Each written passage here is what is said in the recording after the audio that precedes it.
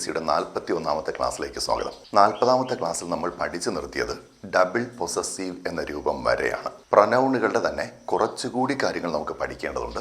ഈ ക്ലാസ്സിൽ നമുക്കത് തുടരാം. ഇപ്പോൾ ബോർഡിൽ നമുക്ക് 3 വാക്യങ്ങൾ കാണാം. ഈ 3 വാക്യങ്ങളിലും ഒരേ നൗൺ തന്നെ റിപ്പീറ്റ് ചെയ്യപ്പെടുകയും ചെയ്യുന്നുണ്ട്. രാം എന്ന നൗൺ ഇത് 3 വാക്യങ്ങളിലും 3 സ്ഥാനങ്ങളിലായിട്ട് റിപ്പീറ്റ് ചെയ്യപ്പെടുന്നുണ്ട്. ഒരു വാക്യത്തിൽ ഒരു നൗൺ നിൽക്കുന്ന സ്ഥാനം മാറുന്നതിനനുസരിച്ച് അതിൻ്റെ ഫങ്ഷനിലും അതിൻ്റെ രൂപത്തിലുമൊക്കെ ചെറിയ വ്യത്യാസങ്ങൾ സംഭവിക്കും. ഈ വ്യത്യാസങ്ങളെ സൂചിപ്പിക്കാൻ നമ്മൾ ടെക്നിക്കലായി ഉപയോഗിക്കുന്ന വാക്കാണ് കേസ്. ഈ കേസുകൾ ഏതൊക്കെയാണ് എന്ന് വേണം നമുക്കിന്ന് പഠിക്കാൻ. രാം ബോട്ട് എ പെൻ എന്ന വാക്യത്തിൽ രാം എന്ന നൗൺ നിൽക്കുന്നത് വാക്യത്തിൻ്റെ സബ്ജക്റ്റിൻ്റെ സ്ഥാനത്താണ്. നമ്മൾ മലയാളവുമായി കമ്പയർ ചെയ്ത് പറയുകയാണെങ്കിൽ ഒരു നൗൺ സബ്ജക്റ്റിൻ്റെ സ്ഥാനത്ത് നിൽക്കുമ്പോൾ അതിലൊരിക്കലും വിഭക്തി പ്രത്യയങ്ങളുടെ സ്വാധീനം ഉണ്ടാവുകയില്ല. നമ്മൾ ഈ വാക്യത്തിൻ്റെ അർത്ഥം പറയുകയാണെങ്കിൽ രാം ഒരു പേന വാങ്ങി എന്ന് പറയും. രാമനെ എന്നോ രാമിൻ്റെ എന്നോ രാമനോട് എന്നോ ഒരു പ്രത്യയം ചേർത്തതിനെ മോഡിഫൈ ചെയ്യാൻ സാധ്യതയില്ല.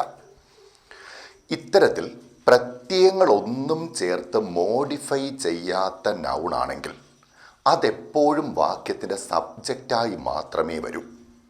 വാക്യത്തിൻ്റെ സബ്ജക്റ്റായി വരുന്ന നൗണുകളിൽ ഒരിക്കലും ഇത്തരം മോഡിഫിക്കേഷൻ ഉണ്ടാവുകയുമില്ല.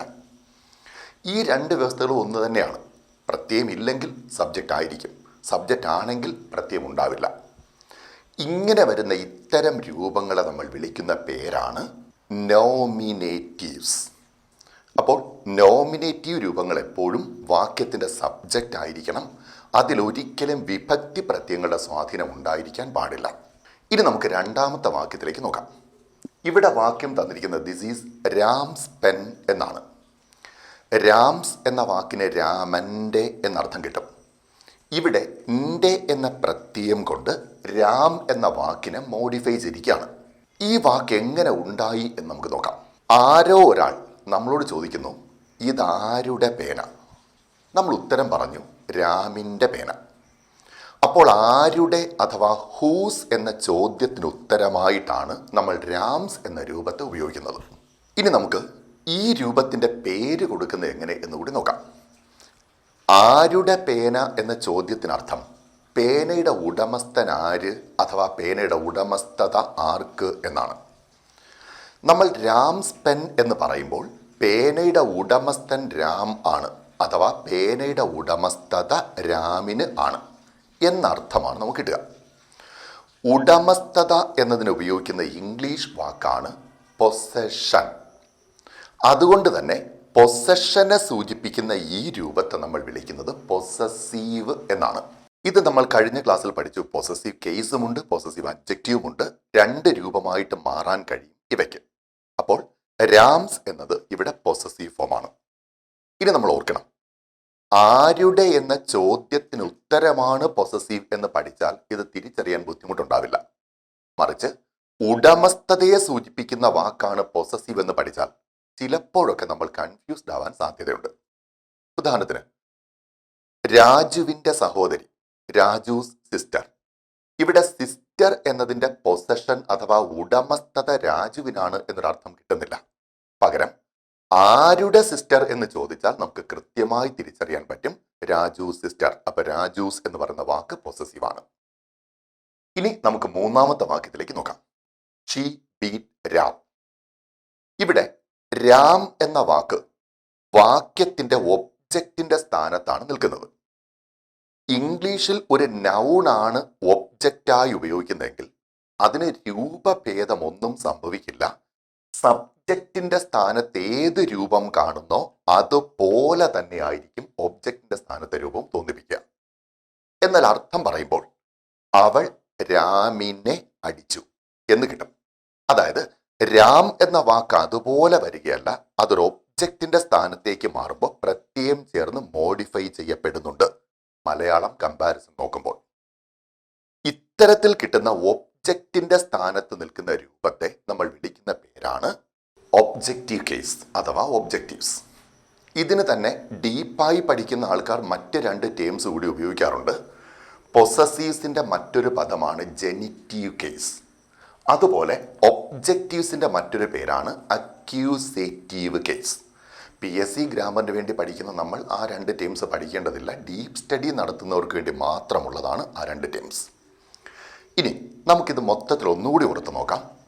ഒരു വാക്യത്തിൻ്റെ സബ്ജക്റ്റായി ഒരു നൗൺ നിന്നാൽ അത് നോമിനേറ്റീവ് ആകും. ആരുടെ എന്ന ചോദ്യത്തിന് ഉത്തരം സൂചിപ്പിക്കാൻ നിന്നാൽ അത് പൊസസീവ് ആകും.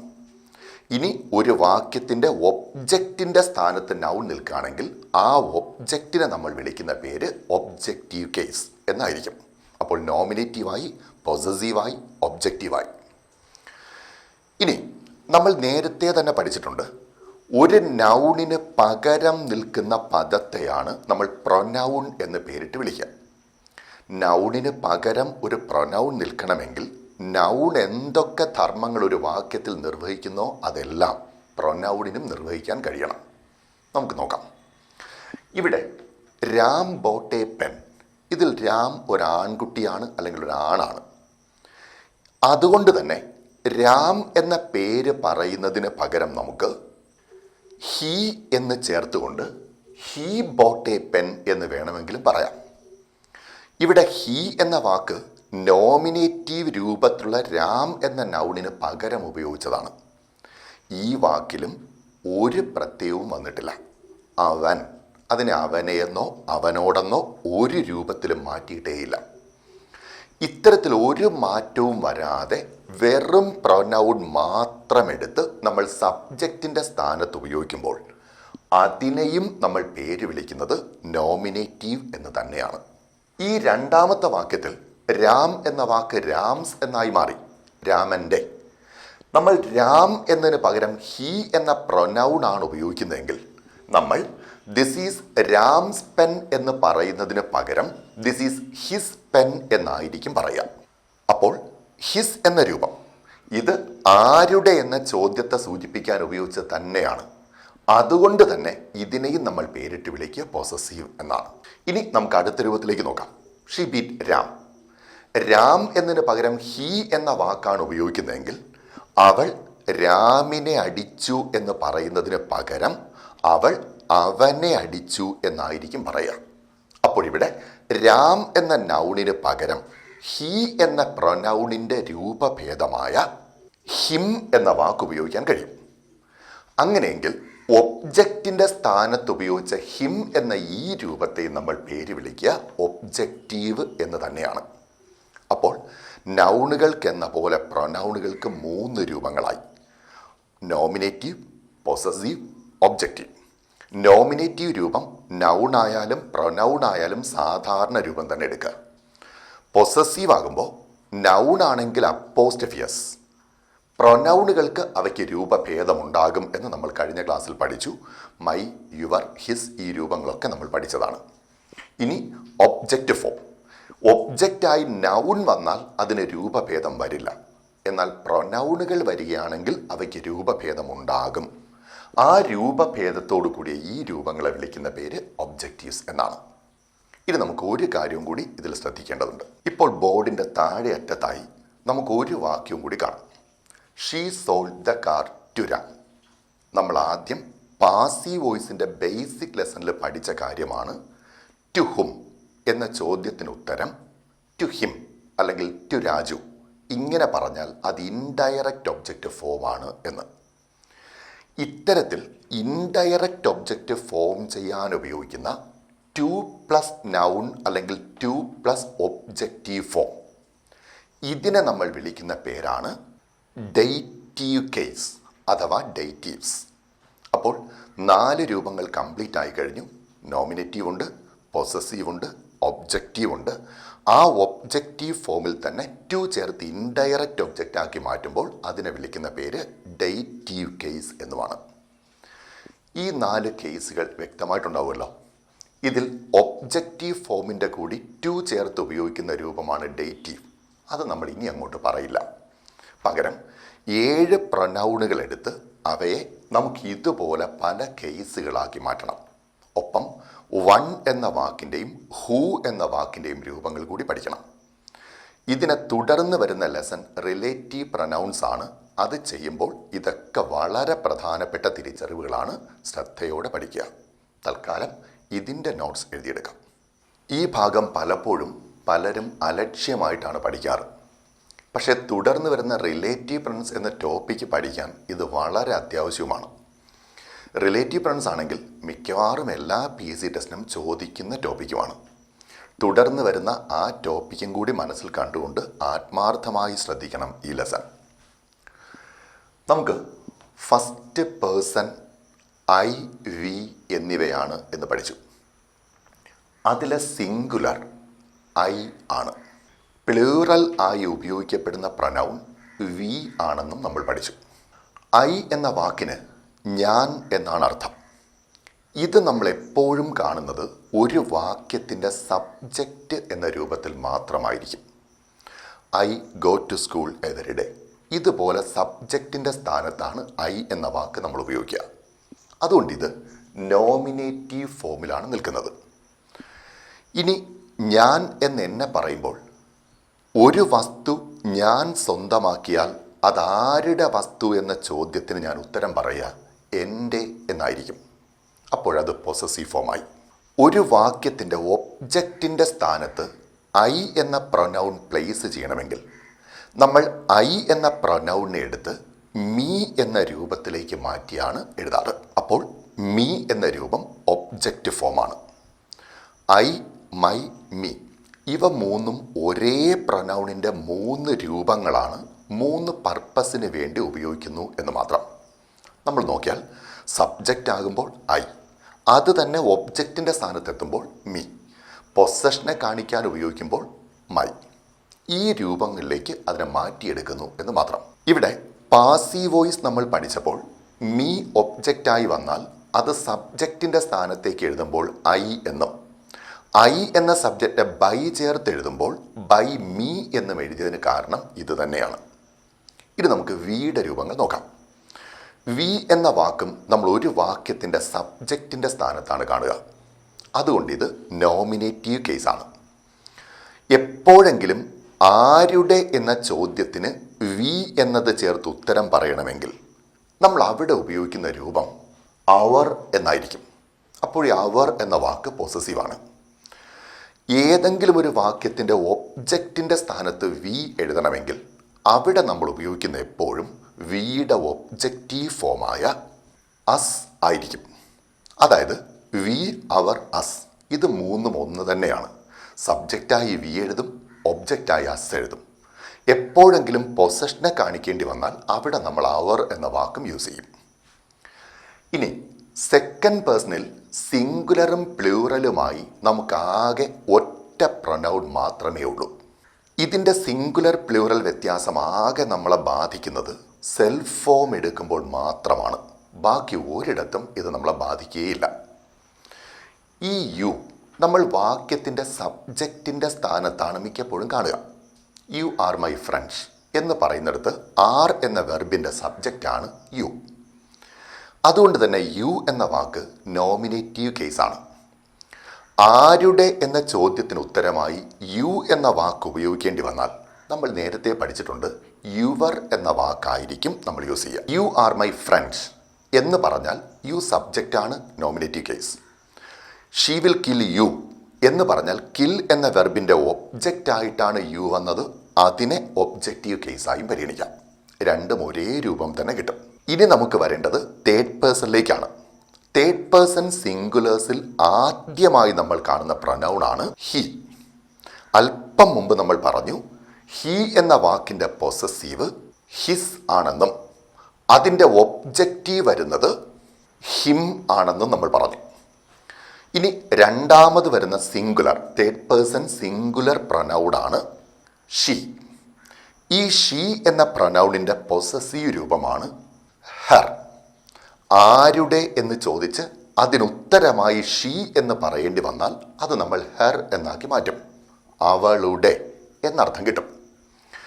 ഇനി ഒരു പ്രത്യേകതയുള്ളത് ഷീയുടെ ഒബ്ജക്റ്റായി ഉപയോഗിക്കേണ്ട രൂപവും ഇതേ ഹെർ തന്നെയാണ്. അതായത് പൊസസീവ് ഫോം ഹെർ ആണ് എന്നതുപോലെ ഒബ്ജക്റ്റ് ഫോമും ഹെർ തന്നെയാണ്. ഇതിനൊരു വ്യത്യാസവുമില്ല. പക്ഷെ അർത്ഥത്തിൽ വ്യത്യാസം വരും. ഹെർ എന്ന വാക്ക് പൊസസീവായി വരുമ്പോൾ അവളുടെ എന്നർത്ഥം എടുക്കണം. ഹെർ എന്ന വാക്ക് ഒബ്ജക്റ്റീവായി വരുമ്പോൾ അവളെ എന്നർത്ഥം എടുക്കണം. ഹി കിൽഡ് ഹെർ, അവൻ അവളെ കൊന്നു. ഇങ്ങനെ വേണം അർത്ഥം എടുക്കാൻ. തേർഡ് പേഴ്സൺ സിംഗുലേഴ്സിലെ മൂന്നാമത്തെ പ്രൊനൗണാണ് ഇറ്റ്. സാധാരണ വാക്യത്തിൻ്റെ സബ്ജക്റ്റായി നമ്മൾ കാണുന്ന രൂപമാണ് ഇറ്റ്. അതുകൊണ്ട് ഇറ്റ് വരുന്നത് നോമിനേറ്റീവ് കേസിൻ്റെ രൂപത്തിലാണ്. എപ്പോഴെങ്കിലും ആരുടെ എന്ന ചോദ്യത്തിന് ഉത്തരമായി ഇറ്റ് എന്ന വാക്ക് ഉപയോഗിക്കേണ്ടി വന്നാൽ നമ്മൾ ഉപയോഗിക്കുന്നത് ഇറ്റ്സ് എന്ന രൂപമാണ്. നമ്മൾ പ്രൊനൗണുകളുടെ പൊസസീവ് രൂപത്തെപ്പറ്റി പഠിച്ച ചാപ്റ്ററിൽ പഠിച്ചതാണ്. ഇറ്റിൻ്റെ കൂടെ ഒരിക്കലും അപ്പോസ്ട്രഫി എസ് ഇട്ടല്ല ഇതിൻ്റെ എന്നർത്ഥമുള്ള രൂപം ഉപയോഗിക്കുന്നത്. ഇറ്റിനൊപ്പം അപ്പോസ്ട്രഫി എസ് വന്നാൽ അതൊന്നുകിൽ ഇറ്റ് ഈസ് ആയിരിക്കും, അല്ലെങ്കിൽ ഇറ്റ് ഹാസ് ആയിരിക്കും. ഇവിടെ ഒരിക്കലും അപ്പോസ്ട്രഫി ഉപയോഗിക്കാൻ പാടില്ല. നമ്മൾ യുവിൻ്റെ കാര്യം പഠിച്ചു. യുവിൻ്റെ നോമിനേറ്റീവ് കേസും ഒബ്ജക്റ്റീവ് കേസും യു തന്നെ ആയിരിക്കും എന്ന്. അതേപോലെ ഇറ്റിൻ്റെ നോമിനേറ്റീവ് കേസും ഇറ്റിൻ്റെ ഒബ്ജക്റ്റീവ് കേസും സെയിം തന്നെ ആയിരിക്കും. ഇറ്റ് സബ്ജക്റ്റ് ആയാലും ഇറ്റ് ഒബ്ജക്റ്റ് ആയാലും ഇറ്റ് എന്ന വാക്ക് തന്നെ ഉപയോഗിച്ചാൽ മതി. അതിൻ്റെ പൊസസീവ് രൂപം കിട്ടണമെങ്കിൽ മാത്രം നമ്മൾ ITS ഇറ്റ്സ് എന്ന രൂപം ഉപയോഗിക്കണം. അപ്പോസ്ട്രഫി പാടില്ല എന്ന് ഒരിക്കൽ കൂടി ഓർപ്പിക്കുകയാണ്. അത് PSC ഒരു ചോദ്യമാണ്. ഇനി നമുക്ക് തേർഡ് പേഴ്സൺ പ്ലൂറൽസ്. ഇതിലാകെയുള്ളതൊരൊറ്റ എണ്ണം മാത്രമാണ് ദേ. സാധാരണ ഒരു വാക്യത്തിൽ കാണുന്നത് ഒരു വാക്യത്തിൻ്റെ സബ്ജക്റ്റ് ആയിട്ടാണ്. അങ്ങനെയെങ്കിൽ ദേ എന്ന വാക്ക് നോമിനേറ്റീവ് കേസാണ്. ഇനി ആരുടെ എന്ന ചോദ്യത്തിന് ഉത്തരമായി ദേ എന്ന പ്രൊനൗൺ ഉപയോഗിക്കണമെങ്കിൽ നമ്മൾ അതിനെ ദെയർ എന്ന രൂപത്തിലേക്ക് മാറ്റും. ഈ ദെയർ എന്ന രൂപമാണ് ദേയുടെ പൊസസീവ് ഫോം. ഒബ്ജക്റ്റിൻ്റെ സ്ഥാനത്ത് ദേ ഉപയോഗിക്കണമെങ്കിൽ അവിടെ ഉപയോഗിക്കേണ്ട രൂപമാണ് ദം. അപ്പോൾ സബ്ജക്റ്റ് ദേ, ഒബ്ജക്റ്റ് ദം. ആരുടെ എന്ന ചോദ്യത്തിന് ഉത്തരമായി വരുന്ന പൊസസീവ് രൂപമാണ് ദെയർ. THEIR ദെയർ ആണ്. THERE ദെയറും ഇതുമായി കൺഫ്യൂസ് ചെയ്യരുത്. സ്പെല്ലിംഗ് കൂടി ശ്രദ്ധിക്കണം. ബോർഡിൽ കാണുന്ന ഈ ടേബിൾ എഴുതിയെടുക്കാം, പഠിക്കാം. ഇനി നമുക്ക് ഇവയെ സംബന്ധിക്കുന്ന ഒരു ചെറിയ കാര്യം കൂടി പഠിച്ചിട്ട് ബാക്കിയിലേക്ക് പോകാം. നമ്മൾ നേരത്തെ പഠിച്ച നോമിനേറ്റീവ്, പൊസസീവ്, ഒബ്ജക്റ്റീവ് എന്നീ രൂപങ്ങൾ ഞാൻ ബോർഡിൽ എഴുതിയിട്ടുണ്ട്. ഒരു എക്സാമ്പിളായി ഒരു പ്രൊനൗണും കൂടി ഞാൻ ഇതിൻ്റെ കൂടെ എഴുതി. He, his, him. നിങ്ങൾക്ക് ഓർത്തു വയ്ക്കാൻ എളുപ്പം ഇതുമായി കമ്പയർ ചെയ്ത് ഇനി പറയുന്ന രൂപങ്ങളെ പറ്റി ശ്രദ്ധിക്കുന്നതാണ്. നമുക്ക് വൺ എന്നൊരു പ്രൊനൗൺ ഉണ്ട് എന്ന് നേരത്തെ പഠിച്ചു. യൂണിവേഴ്സൽ പ്രൊനൗൺ എന്നാണ് ഇത് സാധാരണ വിളിക്കപ്പെടുക. ഇതിന് വ്യക്തിയെയോ മൃഗങ്ങളെയോ സ്ഥലങ്ങളെയോ എന്തിനെ വേണമെങ്കിലും സൂചിപ്പിക്കാൻ കഴിയും. ഇതൊക്കെ നമ്മൾ നേരത്തെ പഠിച്ചതാണ്. ഈ വൺ എന്ന വാക്കിനും ഇതേപോലെ 3 രൂപങ്ങൾ എടുക്കാൻ കഴിയും എന്ന് കൂടി നമ്മൾ ശ്രദ്ധിക്കണം. വൺ എന്ന വാക്ക് ഒരു വാക്യത്തിൻ്റെ സബ്ജക്റ്റായി ഉപയോഗിക്കാം. അതിനുപയോഗിക്കുന്ന വണ്ണിൻ്റെ നോമിനേറ്റീവ് രൂപമാണ് വൺ. അപ്പോൾ സബ്ജക്റ്റിൻ്റെ സ്ഥാനത്ത് വൺ ഉപയോഗിക്കാം. ഉപയോഗിക്കുന്നെങ്കിൽ അത് വൺ എന്ന രൂപമായിരിക്കണം. അതിൽ മോഡിഫിക്കേഷൻ ഒന്നും വരുത്താൻ പാടില്ല. ഇനി വൺ എന്ന വാക്ക് ഹി, ഹിസ് ആകുന്നത് പോലെ അതിൻ്റെ പൊസസീവ് രൂപത്തിലേക്ക് മാറാറുണ്ട്. അങ്ങനെ മാറുമ്പോൾ ONE എഴുതി അപ്പോസ്ട്രഫി ചേർത്ത് യെസ് ഉപയോഗിക്കണം. ഇവിടെ അപ്പോസ്ട്രഫിക്ക് പ്രാധാന്യമുണ്ട്. ഇത് കളഞ്ഞാൽ ഈ വൺസ് എന്ന വാക്ക് വണ്ണിൻ്റെ പ്ലൂറൽ രൂപത്തിലേക്ക് മാറും. അതല്ല നമുക്ക് വേണ്ടത്. പൊസസീവാണ്. അപ്പോസ്ട്രഫി യെസ് തന്നെ ഉപയോഗിച്ചിരിക്കണം. ഇത് നേരത്തെയുള്ള ചാപ്റ്ററിൽ നമ്മൾ പഠിച്ചതാണ്. ഇനി ഈ വൺ ഹി ഒബ്ജക്റ്റ് ആകുമ്പോൾ ഹിം ആകുന്നത് പോലെ ഒബ്ജക്റ്റ് ഫോമിലേക്ക് മാറ്റി നമുക്ക് ഉപയോഗിക്കാം. അങ്ങനെ ഉപയോഗിക്കാൻ എടുക്കുന്ന രൂപമാണ് വൺ. അതായത് ഒരു കാരണവശാലും വണ്ണിന് രൂപഭേദം വരുത്തേണ്ട കാര്യമില്ല. യു ഒബ്ജക്റ്റ് ആയപ്പോഴും യു ആണ്. ഇറ്റ് ഒബ്ജക്റ്റീവ് കേസ് ആയപ്പോൾ ഇറ്റ് തന്നെയാണ്. അതുപോലെ വൺ എന്ന വാക്ക് ഒബ്ജക്റ്റീവ് കേസ് ആകുമ്പോഴും വൺ തന്നെ ആയിരിക്കും. അപ്പോൾ നമുക്ക് നോമിനേറ്റീവായി വൺ ഉപയോഗിക്കാം, പൊസസീവായി വൺസ് ഉപയോഗിക്കാം, ഒബ്ജക്റ്റീവായി വൺ ഉപയോഗിക്കാം. അതായത് പ്രൊനൗണുകളെ ഏതെല്ലാം രൂപത്തിൽ ഉപയോഗിക്കുന്നോ അതുപോലെയെല്ലാം വൺ എന്ന വാക്കും നമുക്ക് യൂസ് ചെയ്യാൻ കഴിയും. ഇനി നമുക്ക് ഒരെണ്ണം കൂടി പഠിക്കണം. ഹൂ എന്നൊരു ക്വസ്റ്റ്യൻ വേർഡ്. പാസീവ് വോയിസ് പഠിച്ചപ്പോൾ അതിലെ സ്പെഷ്യൽ കേസസ് എന്ന സെക്ഷനിൽ ഞാൻ പറഞ്ഞു, ഒരു ക്വസ്റ്റ്യൻ വേർഡ് സബ്ജക്റ്റിന് പകരവും ഒബ്ജക്റ്റിന് പകരവും ഒക്കെ ഉപയോഗിക്കപ്പെടാറുണ്ട്. അതായത് നൗണുകൾക്കൊക്കെ ബാധിക്കുന്നത് പോലെ ഈ കേസുകൾ ക്വസ്റ്റ്യൻ വേർഡുകളെയും ബാധിക്കും. അങ്ങനെ ബാധകമാകുന്ന ഒരു പ്രധാന ക്വസ്റ്റ്യൻ വേർഡാണ് ഹൂ. ഹൂ ചിലപ്പോഴൊക്കെ സബ്ജക്റ്റിനെ കാണിക്കാൻ ഉപയോഗിക്കും, ചിലപ്പോഴൊക്കെ ആരുടെ എന്ന് ചോദിക്കാൻ ഉപയോഗിക്കും, ചിലപ്പോൾ വാക്യത്തിൻ്റെ ഒബ്ജക്റ്റിനെ സൂചിപ്പിക്കാനും ഇതേ ക്വസ്റ്റ്യൻ വേർഡ് തന്നെ യൂസ് ചെയ്യും. വാക്യത്തിൻ്റെ സബ്ജക്റ്റിന് പകരമായി ക്വസ്റ്റ്യനിൽ ഉപയോഗിക്കുന്ന ഹൂവിൻ്റെ രൂപം ഹൂ തന്നെയാണ്. Who killed the dog. ഇങ്ങനെ ചോദിക്കുമ്പോൾ ഹൂ എന്ന വാക്ക് അവിടെ വാക്യത്തിൻ്റെ സബ്ജക്റ്റിന് പകരമാണ് വരുന്നത്. ഇങ്ങനെ വന്നാൽ നമ്മൾ ഉപയോഗിക്കേണ്ടത് ഹൂ എന്ന ക്വസ്റ്റ്യൻ വേർഡ് തന്നെയാണ്. ആരുടെ എന്ന് ചോദിച്ചാൽ അത് പൊസസീവ് ആകും എന്ന് നമ്മൾ പഠിച്ചു. ആരുടെ എന്ന് ചോദിക്കാൻ ഉപയോഗിക്കുന്ന ക്വസ്റ്റ്യൻ വേർഡാണ് ഹൂസ്. അതും പൊസസീവ് തന്നെയാണ്. ഇനി ഒരു വാക്യത്തിൻ്റെ ഒബ്ജക്റ്റാണ് നമുക്ക് ഉത്തരമായി കിട്ടേണ്ടതെങ്കിൽ ഹൂ എന്ന ക്വസ്റ്റ്യൻ വേർഡിൻ്റെ ഹും WHOM എന്ന രൂപമായിരിക്കും നമ്മൾ ഉപയോഗിക്കുക. ഒബ്ജക്റ്റിനെ കാണിക്കാൻ ഉപയോഗിക്കുന്ന ഈ രൂപത്തെ നമ്മൾ വിളിക്കുന്നത് ഒബ്ജക്റ്റീവ് കേസ് എന്ന് തന്നെയാണ്. അപ്പോൾ ഹൂ എന്ന ക്വസ്റ്റ്യൻ വേർഡിന് ഹൂ എന്ന നോമിനേറ്റീവ് കേസ് ഉണ്ട്, ഹൂസ് എന്ന പൊസസീവ് കേസ് ഉണ്ട്, ഹും എന്ന ഒബ്ജക്റ്റീവ് കേസും ഉണ്ട്. ഇതിനോടൊപ്പം ടു ചേർത്ത് ടു ഹും എന്ന് ചോദിച്ചാൽ ഡേറ്റീവ് കേസുമായി. ഇത്തരത്തിലെല്ലാം ഉപയോഗിക്കാവുന്ന ക്വസ്റ്റ്യൻ വേർഡാണ് ഹൂ. ഇത് റിലേറ്റീവ് പ്രനൗൺസ് പഠിക്കുമ്പോൾ നമുക്ക് വളരെ പ്രധാനപ്പെട്ട തിരിച്ചറിവാണ്. ആര് എന്ന് ചോദിക്കണമെങ്കിൽ ഹൂ, സബ്ജക്റ്റിന് പകരം ഉപയോഗിക്കുന്ന ക്വസ്റ്റ്യൻ വേർഡ് ഹൂ. ആരുടെ എന്ന് ചോദിക്കണമെങ്കിൽ ഹൂസ്, പൊസസീവ് രൂപങ്ങൾക്ക് പകരം ഉപയോഗിക്കുന്നത് ഹൂസ്.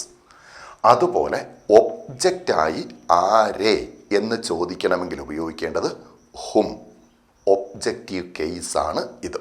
ഇത്രയും കാര്യങ്ങൾ വളരെ വ്യക്തമായി പഠിക്കണം. ഈ ലെസന് ഒരു രണ്ടാം ഭാഗം കൂടിയുണ്ട്. റിഫ്ലെക്സീവ് എംഫറ്റിക് പ്രൊനൗണുകൾ എന്താണെന്നും അവ എങ്ങനെ ഉപയോഗിക്കും എന്നുകൂടി പഠിക്കേണ്ടതുണ്ട്. അത് പഠിക്കുന്നതിന് വേണ്ടി ഇത് നന്നായി പ്രാക്ടീസ് ചെയ്യാം. ബോർഡിൽ കാണുന്ന കാര്യങ്ങൾ സ്ക്രീൻഷോട്ട് ചെയ്യാം, എഴുതിയെടുക്കാം.